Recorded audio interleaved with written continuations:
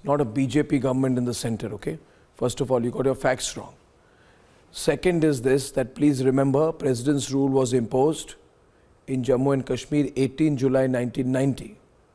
And if you only understand history, I'll just ask you one question. 1987, there were rigged elections, allegedly rigged elections. Okay? Who was the chief minister then? Was it or was it not Farooq Abdullah? After those elections? Yes. 1 minute. In that period, 87, 88, 89, 90, that is the period when the terrorism started. Okay, and who was the chief minister? When BJP leader Pandit Tikalal Taplu was assassinated in September 1989. You want to talk about the truth? I can tell you many things, but I'll get Sushil on the debate. You could not point out one thing in the film which was false. You could not point out one thing in the film which was false. Not one fact. It is another thing to call it propaganda. I can turn around and say that everything that you are saying is propaganda. But you should tell me, is there one thing I have said which is false? No. Sushil is opening the debate. Sushil, on the other side. Arnab, I will come to specifics with dates.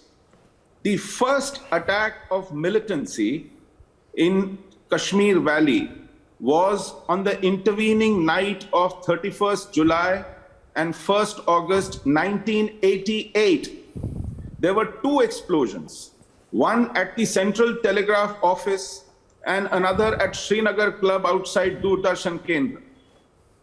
At that time, Chief Minister was Farooq Abdullah, supported by Congress, 26 MLAs of Congress and 40 MLAs of NC. And the central government was led by Rajiv Gandhi, the Prime Minister. On 17th of September, the second big militant attack happened when 5 gunmen shot at the house of DIG Ali Muhammad Watali. One of the militants was killed in return fire and one policeman was injured in that attack. Chief Minister was Farooq Abdullah, supported by Congress. Prime Minister was Rajiv Gandhi. The first major assassination that took place was 13th of September 1989. Pandit Tikalal Taplu. Chief Minister was Farooq Abdullah and Prime Minister was Rajiv Gandhi.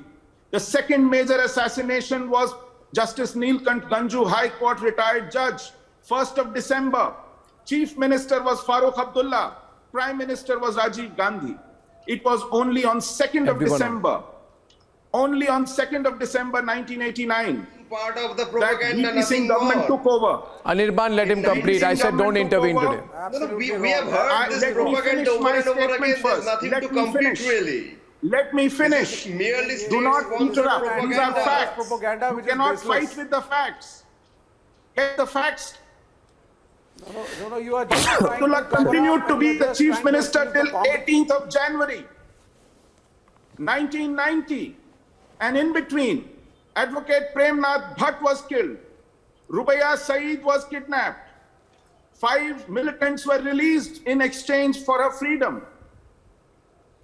2 newspapers, Al Safa and Aftab, published on their front pages notices by Hizbul Mujahideen asking us to leave Valley, all Kafirs, all Hindus.